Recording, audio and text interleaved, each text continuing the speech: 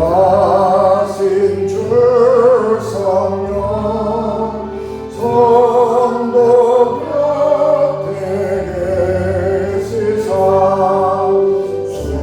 순례길 갈 때에 손을 잡아주소서.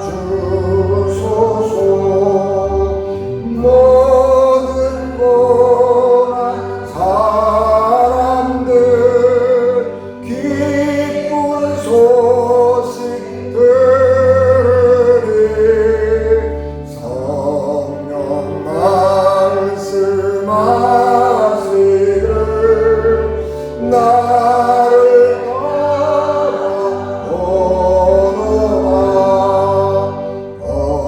어디에나 계신 주 나를 도와주시사 어둠 속을 헤맬 때 홀로 두지 마소서. 풍랑심에 일어나 소망 끊어질 때에 성령 말씀하기를 나를 따라오너라. 모든 수고 끝나고 편히 쉬길 원할 때 하늘나라 밖에는 잠될 일 없도다. 준한 의지 하고서 요단강을 건널 때 성령 말씀하기를 나를 따라오너라. 아멘.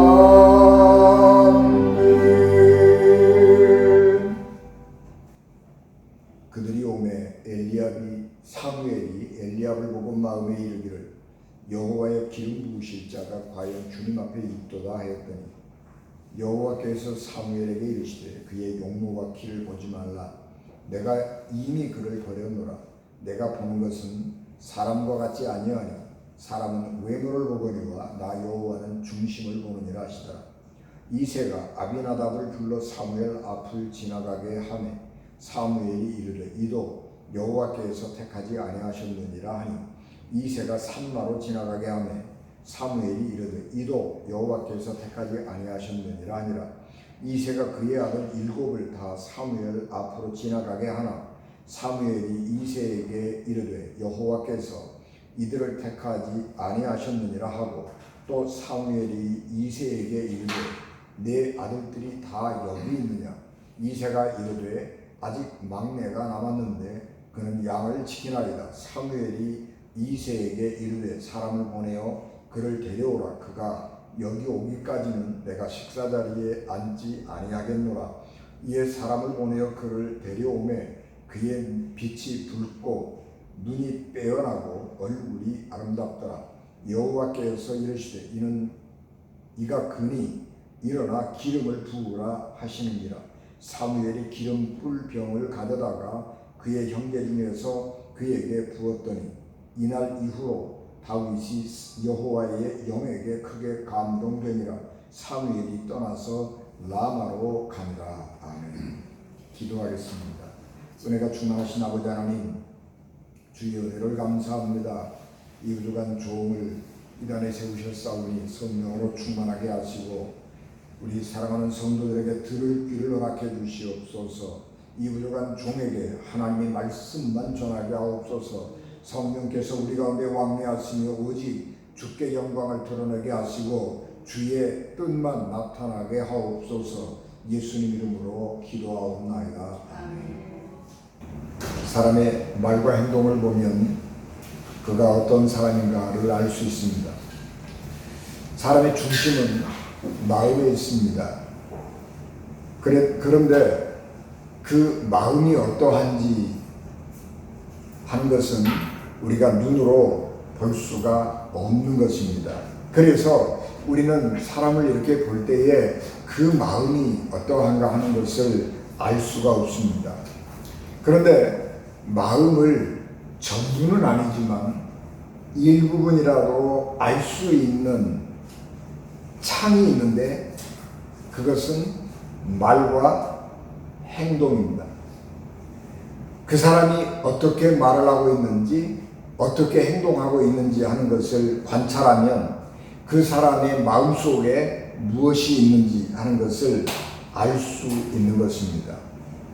말이라고 하는 것은 그 사람의 품격과 생각을 밖으로 직접적으로 표출하는 것입니다. 그래서 말을 고상하게 하는 사람은 고결한 인격을 가지고 있을 것이라고 생각을 합니다.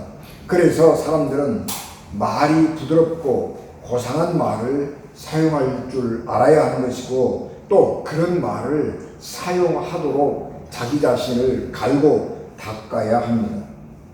그런데 영악한 인간은 자기의 그 생각을 다른 사람들에게 드러낼 때에 포장을 잘 할 수 있는 기술도 가지고 있어서 자기의 마음을 감추고 말을 할 수 있게 됩니다. 그래서 우리가 그 말만을 들으면 사람이 깜빡 속을 수 있습니다. 그래서 그 말과 함께 그 사람의 중심을 진짜로 알아보려고 하면 그 사람이 어떻게 행동하는가 하는 것도 살펴보아야 합니다.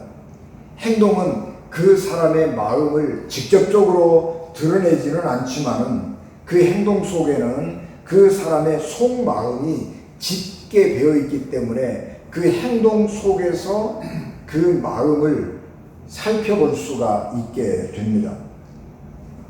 그리고 그가 하고 있는 말과 그가 하고 있는 행동이 일치하고 있다면, 그리고 그가 하고 있는 고상한 말과 그가 하고 있는 고결한 행동이 일치하고 있다면 이 사람은 정말 고귀한 사람이고 신뢰할 만한 사람이다. 그렇게 우리가 판단할 수가 있습니다. 예수님 당시에 바리새인과 서기관들은 말은 종교적인 언어를 사용했고 그들이 늘 성경 말씀을 입에 달고 살았습니다. 그래서 그들은 종교 행위에 있어서는 다른 사람들의 추종을 불허할 만큼 고결하고 정결하게 살았습니다. 그러나 예수님이 보시기에 그 바리새인과 서기관들의 말과 행동은 전혀 달랐기 때문에 예수님은 이 바리새인들과 서기관들에 대해서 신랄하게 비판을 하셨습니다. 마태복음 23장 2절에서 7절까지 예수님께서 길게 말씀을 하시는데 서기관과 바리새인들이 모세 자리에 앉았으니 그러므로 무엇이든지 저희의 말하는 바는 행하고 지키되 저희의 하는 행위는 본받지 말라. 저희는 말만 하고 행치 아니하며 또 무거운 짐을 묶어 사람의 어깨에 지우되 자기는 이것을 한 손가락으로도 움직이려 하지 아니하며 저희 모든 행위를 사람들에게 보이고자 하여 하나니 곧 그 차는 경문을 넓게 하며 옷수를 크게 하고 잔치의 상석과 회당의 상좌와 시장에서 문안받는 것과 사람에게 랍비라 칭함을 받는 것을 좋아하느니라. 그렇게 말씀했습니다. 그래서 하나님의 말씀이 가르치는 것과 그들이 하는 말 그리고 그들의 행동은 일치하지 않았기 때문에 예수님께서 그들을 가르쳐서 외식하는 자들이라고 비난하시고 책망하셨습니다. 유대인들은 하루에 몇 번씩 정기적인 기도를 했습니다. 길을 가다가도 정해진 시간이 되면 멈춰서서 기도를 했습니다. 그때에는 왕이 인사를 건네도 소용이 없었습니다. 기도가 우선이었기 때문입니다. 기도를 마친 다음에야 왕에게 절을 했습니다. 유대인이자 개신교 신학자인 알프레드 에스더 하임은 그의 저서 유대인 스케치라고 하는 책에서 당시 바리새인들은 기도를 길게 하면 길게 할수록 좋다고 생각했다고 쓰고 있습니다. 바리새인들은 기도가 길면 길수록 하늘에 상달되고 풍성한 기도는 수명을 늘려준다고 생각을 했습니다. 거룩한 이름으로 축복 기도를 바칠 때마다 그 횟수만큼 특별한 종교적 공로가 쌓인다고 믿었다. 그렇게 말했습니다. 기도의 언어는 거룩한 것이고 기도는 그 자체로 거룩한 것이지만은 그들의 말과 그들의 종교 행위와 그들의 말 행동은 달랐기 때문에 예수님은 그들을 비판하고 비난하신 것입니다. 사람의 열란한 말솜씨에 속지 않으려면 그렇기 때문에 그 사람의 말과 그 행동을 잘 관찰하고 그리고 그 사람의 말과 행동이 일치하는가를 살펴보아야 하는 것입니다. 특별히 그 사람의 행동을 볼 때에 사람을 어떻게 대하는가 하는 것을 자세하게 살펴보아야 하는 것입니다. 물론 사람의 태도는 물건을 대하는 태도나 사람을 대하는 태도나 비슷하기는 합니다. 그 사람이 정중하고 고결한 사람이라고 하면 물건을 함부로 대하지 않는 것, 그거 당연한 것입니다. 귀중하게 사용하는 것이지요. 그러나 특별히 사람을 어떤 자세를 가지고 대하느냐 하는 것을 보면 그 사람이 얼마나 성화된 사람인가 하는 것을 우리가 즉시 알아볼 수가 있는 것입니다. 이마누엘 칸트는 사람을 수단으로 삼지 말고 항상 목적으로 대우해야 한다. 그렇게 말했습니다. 이 말은 사람을 이용해서 자기의 유익을 취하려고 하지 말고 인격 그 자체를 소중하게 여기고 그 사람 자체를 존중해 주어라 라고 하는 말입니다. 그런데 어떤 사람들은 사람을 이용을 해서 자기의 유익을 취하기 위해서 의도적으로 접근을 하고 사람을 의도적으로 이용해서 자기의 유익을 취하려고 하는 사람들도 있습니다. 그런 사람들에게는 절대로 가까이 가서는 안 되는 거예요. 언젠가 그 사람은 나를 이용해 먹을 것이고 이용할 만한 가치가 없다고 생각하면 나를 과감하게 버릴 것이기 때문입니다. 그래서 그런 사람들 가까이에 있으면 언제나 배신감을 느끼게 되는 것입니다. 사람은 그 신분이나 또 재산의 유무 이런 것을 떠나서 우리는 누구나 다 하나님의 형상을 따라 지음받았기 때문에 모든 생명은 귀하다. 그렇게 하나님의 말씀을 배우고 그 말씀을 생명의 말씀으로 알고 살아가는 사람들입니다. 그렇기 때문에 우리는 어떤 사람을 만나든지 그 사람을 하나님의 얼굴을 뵙는 것처럼 소중하게 대해야 하는 것이고 사람 앞에서 항상 겸손하게 행동해야 하는 것입니다. 그런데 사람을 이용을 해서 자기 유익을 얻으려고 하고 이용할 만한 가치가 없다고 생각하면 과감하게 버리는 그런 사람들은 비난받아도 좋은 것입니다. 사람이 얼마나 그리스도를 닮았느냐 하는 것은 그가 얼마나 종교 생활을 열심히 하느냐에 달려있는 것이 아니라 얼마나 그가 따뜻한 마음과 사랑을 그 마음속에 담고 살아가고 있느냐 하는 데 달려있는 것입니다. 말과 삶에서 그리스도의 형상이 보인다면 그는 진정한 그리스도인입니다. 사람이 얼마나 하나님을 닮았느냐 하는 것은 그 사람의 종교 생활에 있지 아니하고 그 사람의 삶에서 다른 사람을 어떻게 대하느냐 하는 태도에서 드러나는 것입니다.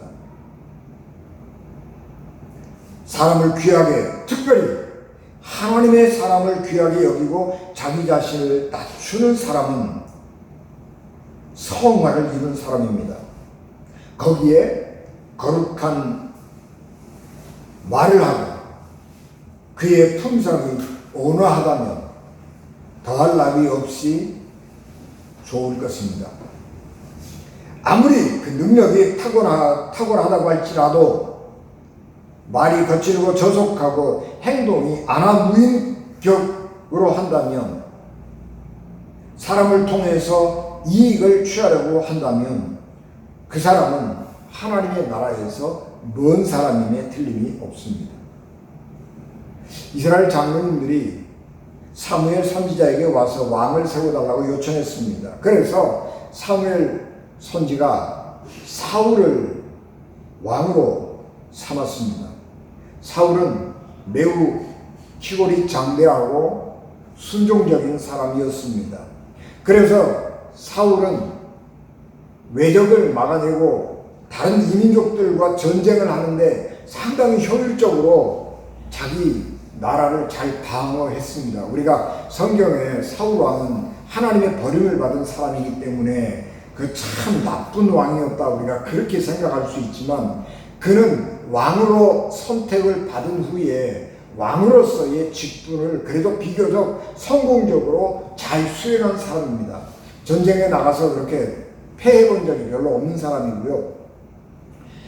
그는 사람들에게 그렇게 오만하지 않았습니다. 물론 그가 나중에 전쟁에서 승리하게 되고 사람들에게 칭송을 받게 될 때에 교만해져서 자기의 공덕비를 세우고 하나님의 말씀에 순종하지 않았기 때문에 하나님으로부터 버림받은 좀 그런 상황에 처하게 됐기는 했습니다만은, 순전히 인간적인 입장에서 왕으로서의 직무, 특별히 전쟁터에서의 능력을 발휘했느냐 하는 점에서 본다면 상당히 탁월한 장군이었고 왕이었다라고 말할 수 있습니다. 그러나 하여튼 그 중심이 하나님으로부터 멀어짐으로 해서 하나님은 사울 왕을 버리시고 차기 왕을 선발할 사명을 다시 사무엘 선지자에게 주었습니다.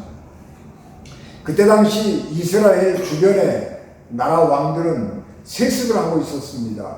왕은 세습을 하는 게 옳지요. 왜냐 그러면 왕은 아무나 되는 게 아니에요. 그래서 왕이 되려고 하면은 일찍서부터 차기 왕으로 책봉을 받고 왕으로서의 교육을 받아야 되는 것입니다. 그래서 학문적으로도 신하들보다 뒤떨어지지 않을 정도의 학식을 갖춰야 하는 것이고, 또 전쟁이 나면 군사를 통솔할 수 있는 그런 능력도 가지고 있어야 되는 것입니다. 그래서 왕이 되려고 하는 사람들은 왕의 교육을 받는데 왕궁의 예법, 그리고 학문, 그리고 무공, 이런 것까지를 겸비해야 하는 것입니다. 그래서 왕은 일찌감치 책봉하는 것이고 세습을 하는 것입니다.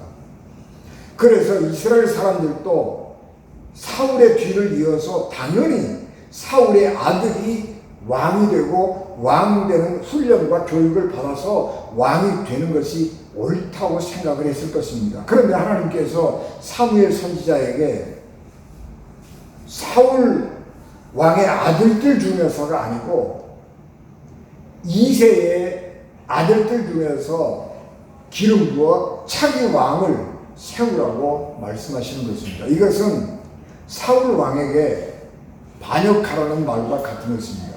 물론 사무엘 선지자는 자기가 기름 부어서 사울을 왕으로 세웠기 때문에 폐위할 수 있는 권한도 있지 않겠느냐, 그렇게 우리가 생각을 할 수 있겠지만은, 임명은 쉽게 할 수 있는 것이지만은 그 사람들을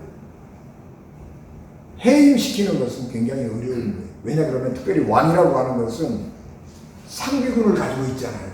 권력은 총구에서 나온다라고 하는 말처럼 왕이 되면 상비군을 가지고 있단 말이에요. 잘 훈련된 정예 군사들을 자기 휘하에 데리고 있기 때문에 선지자라고 할지라도 사무엘 선지자라고 할지라도 왕의 명령에 불복한다, 반역의 기운이 보인다 그러면 상비군을 동원해 가지고 언제든지 체포하고 처형할 수 있는 힘을 가지고 있는 것입니다. 그래서 사무엘 선지자에게도 차기 왕을 사울 왕의 아들이 아닌 다른 사람을 세운다라고 하는 것은 위험한 일이고 두려운 일이었습니다.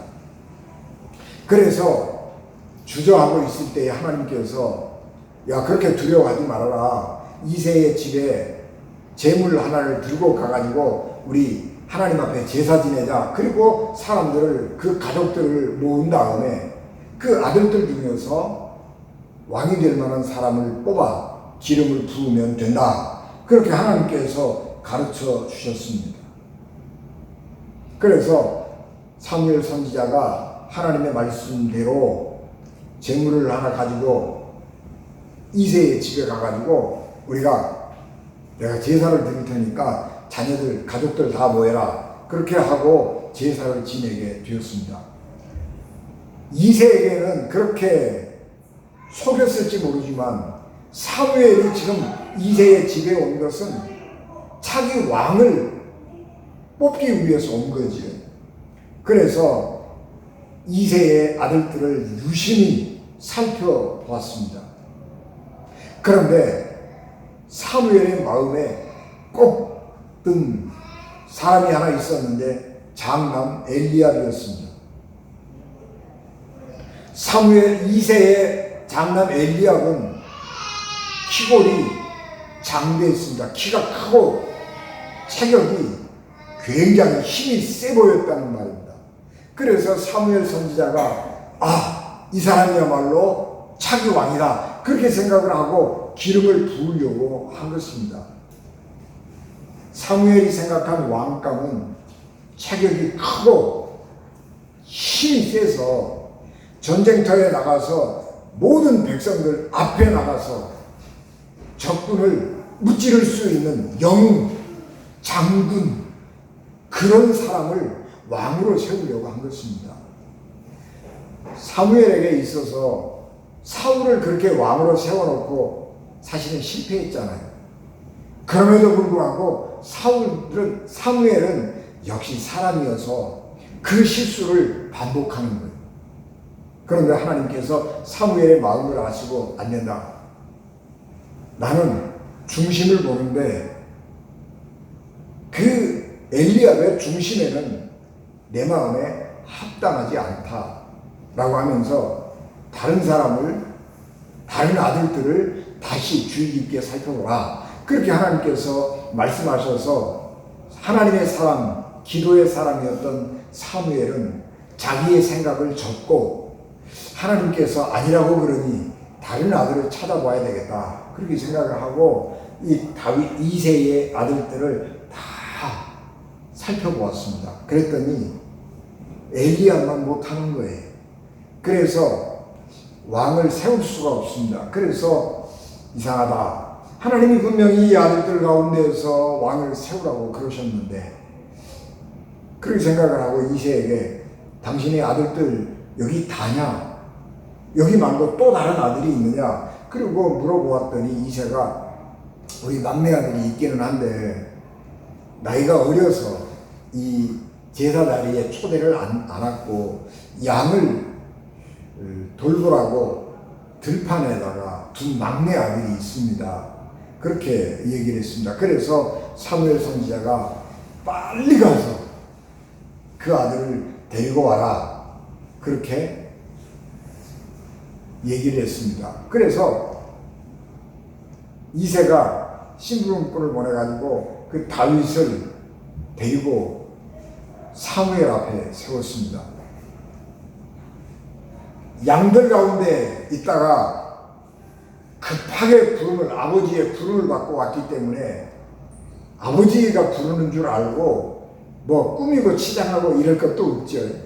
그래서 양을 돌보던 목동의 자세, 옷차림 그대로 사무엘 선지자 앞에 다윗이 섰는데 외모는 설명하지 않습니다. 왜냐 그러면 볼품이 별로 없었겠지요.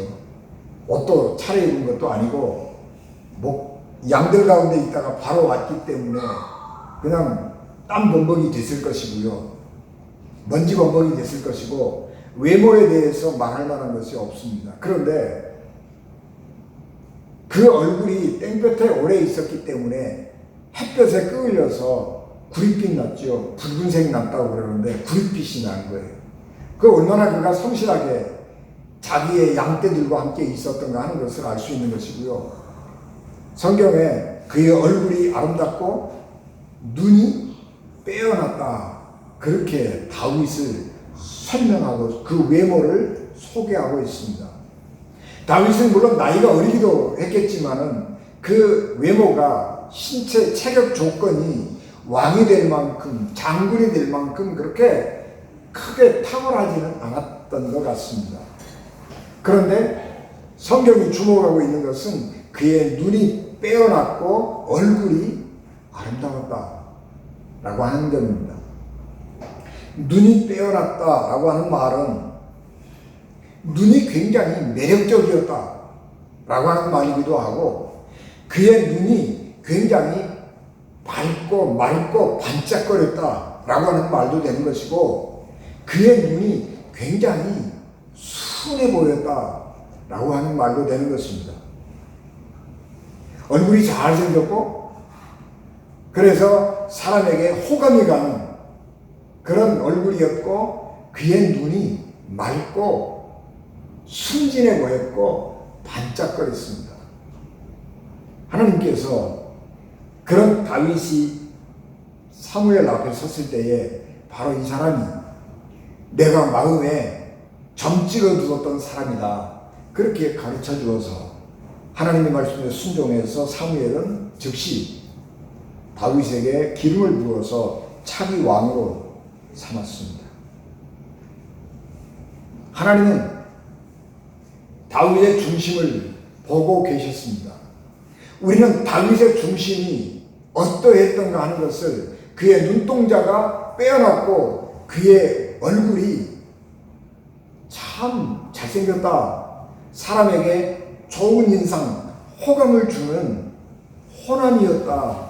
라고 하는 것을 통해서 그 중심을 어렴풋이 알 수가 있는 것입니다.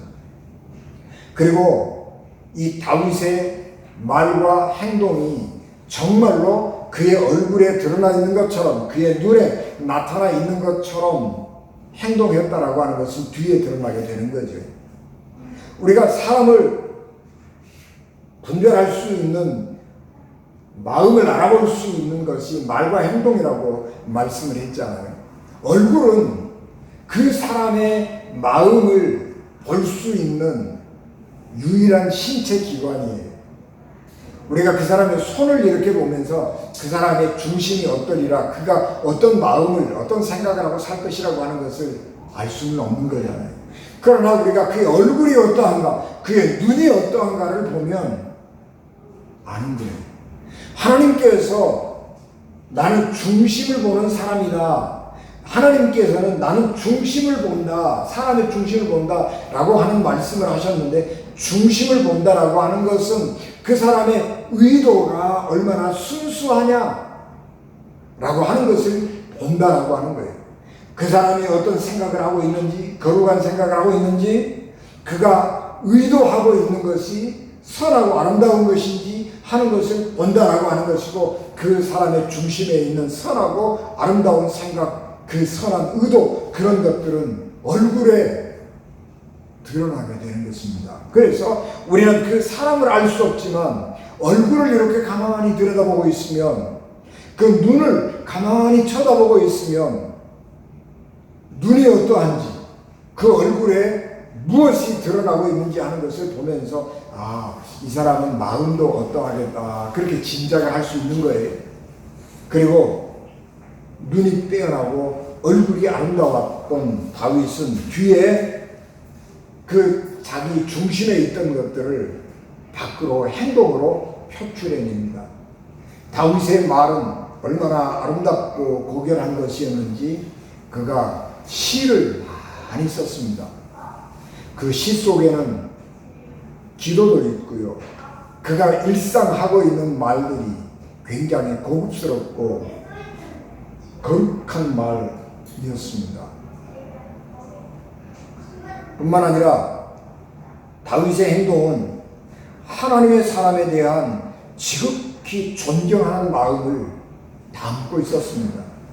시간이 흘러서 다윗은 사울 왕의 사위가 되었고 이스라엘 백성의 사랑을 한 몸에 맞는 장군이 되었습니다. 그래서 왕이자 장인어르신인 사울 왕이 다윗을 질투한 것입니다. 그래서 사울이 자기 정규군을 동원해 가지고 사울을 잡아 죽이려고 추격하러 다녔습니다. 어느 날 그가 사울 왕의 추격을 피해서 엔게디라고 하는 광야 동굴에 숨어 있었는데 정탐꾼들이 다윗이 엔게디에 있다고 하는 것을 알고 사울 왕에게 보고를 했습니다. 그래서 사울 왕이 엔게디에 있는 다윗을 체포하려고 상비군을 이끌고 엔게디에 내려왔습니다. 엔게디에 사울 왕이 왔다고 하는 소식을 듣고 다윗이 어느 굴 깊은 곳에 숨어 있었는데 마침 사울 왕이 대변이 보고 싶어가지고 무장을 해제하고 아무도 없으리라고 생각이 되는 동굴에 들어왔습니다. 그리고 무장을 다 해제하고 용변을 보고 있었는데 그 사울이 왕이 용변을 보고 있는 저 동굴 안쪽에 다윗과 그의 부하들이 숨어 있었습니다. 그리고 사울 왕의 행동을 다 보고 있었습니다. 다윗의 부하들이 다윗에게 이렇게 말합니다. 장군님, 하나님 주신 절호의 기회입니다. 왕 다윗 장군님의 원수인 저 사울 왕을 살해하고 당신이 왕이 되십시오.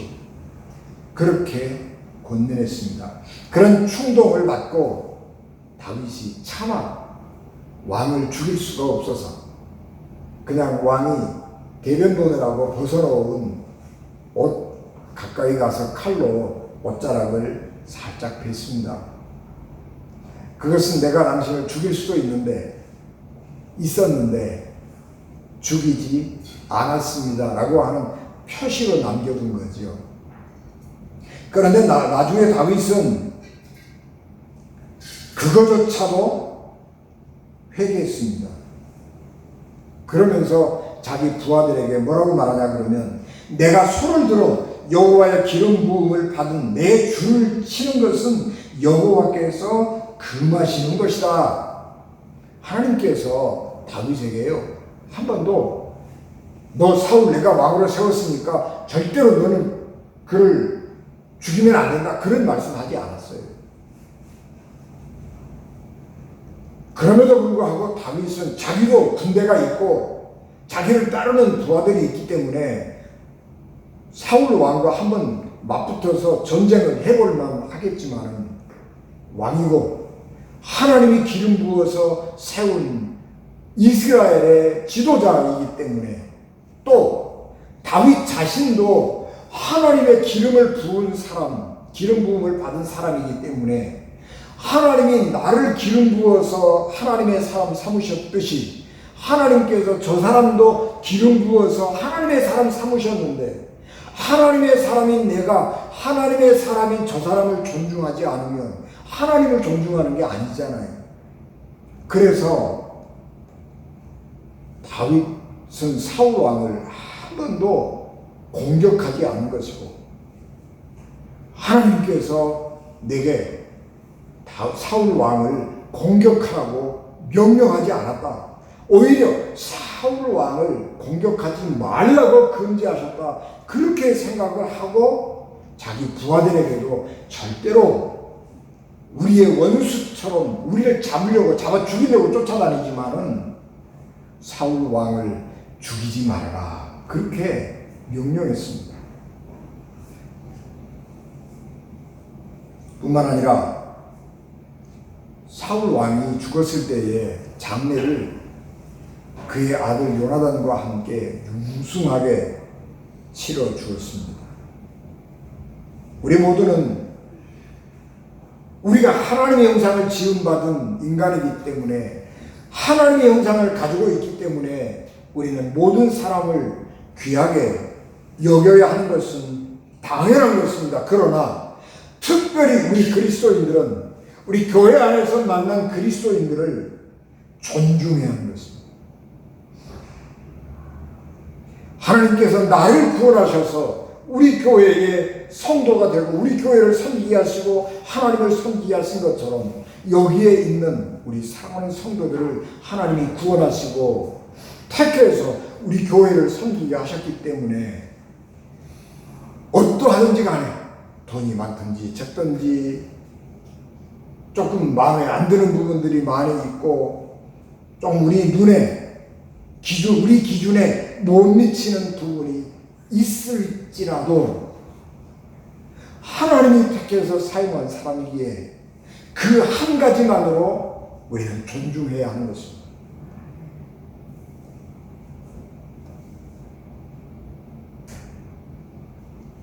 엘리압은 하나님이 왜 버렸느냐 그러면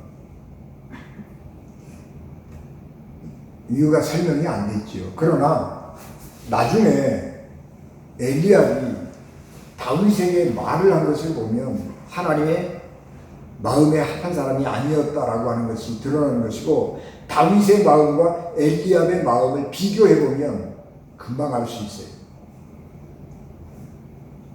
우리가 잘 아는 것처럼 블레셋하고 이스라엘하고 전쟁을 했는데 블레셋에는 유명한 장수 골리앗이 나왔습니다.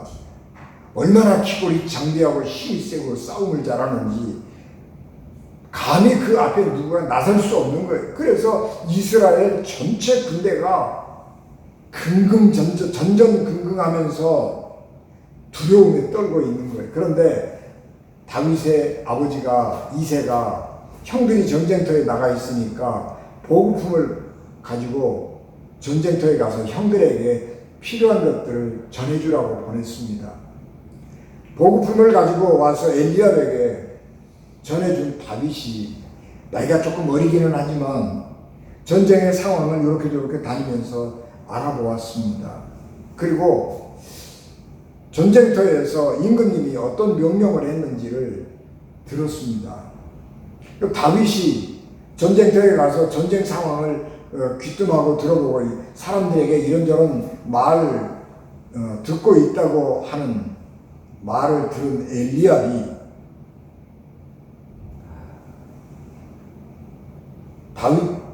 다윗에게 굉장히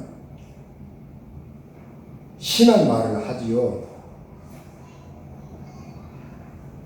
네가 여기 와가지고 어린 놈이 전쟁터에서 일어나는 일들을 네가 염탐하고 다니면서 저 골리앗하고 싸우겠다고 그렇게 호기 있게 말하는 넌 정말 정신 나간 놈 아니냐, 그렇게 하면서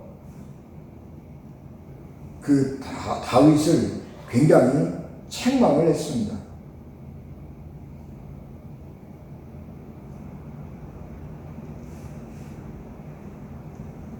엘리압이 화를 버럭내면서 내가 어찌하여 이리로 내려왔느냐, 들에 있는 양들을 누구에게 맡겼느냐, 나는 내 교만과 내 마음의 완악함을 아노니 내가 전쟁을 구경하러 왔도다. 사무엘상 17장 28절에 엘리압이 다윗에게 하는 말이에요. 화를 버럭내면서 내 마음, 내 교만과 내 마음의 완악함을 내가 안다, 그렇게 자기 동생한테 막말하는 거예요. 엘리압은 키가 크고 힘이 세서 장군감, 전쟁터에 나가서 전쟁을 잘할 수 있는 장수는 될지 모르지만 그 중심이 온유하지 못하는 거예요. 작은 일에도 화를 퍽 내고 다른 사람들의 생각을 함부로 자기 마음대로 생각하고 왜곡해가지고 다윗 보고 네가 교만하다느니 네가 완악하다느니 그런 심한 말을 함부로 뱉어내는 사람이에요. 그래서 중심을 보시는 하나님은 엘리압을 왕으로 안 삼는 거예요. 하나님에게 있어서 중요한 것은 쌈 잘하는 게 아니에요.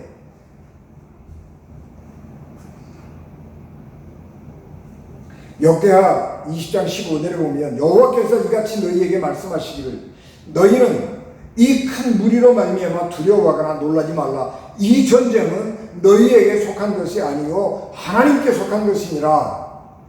그렇게 말씀했습니다.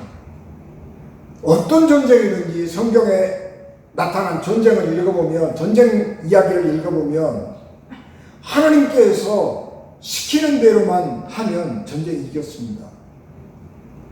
그렇기 때문에 하나님은 전쟁에서 이길 수 있는 사람을 왕으로 뽑는 것이 아니라 그 중심이 하나님에게 합한 사람이 중요한 것입니다. 그래서 다윗을 차기 왕으로 기름 부어 세우신 것입니다. 이스라엘에게는 장군이 필요한 것이 아니라 전쟁에 나가서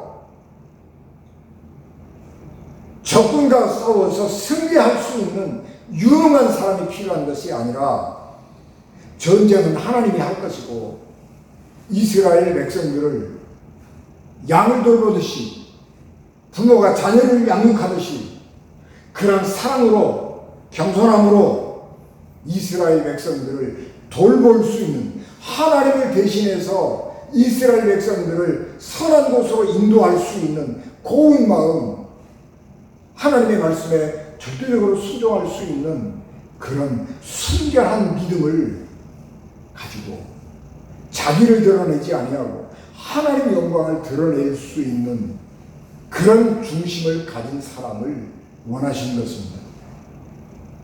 그리고 다윗은 그런 마음을, 중심을 가지고 하나님 마음에 합당한 마음을 가지고 있었는데 그것들이 얼굴에, 눈에 드러난 것입니다.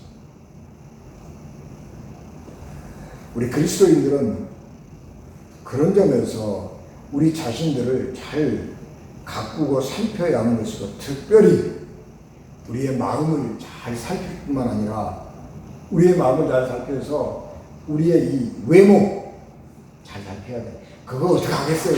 아유, 생긴 대로, 생긴 걸 어떻게 바꾸겠어요? 근데 그게 아니고 생긴 거에 어찌 하겠어요? 그러나 그 얼굴에, 그 눈에 온유함이, 따뜻함이, 다정함이 묻어나와야지요.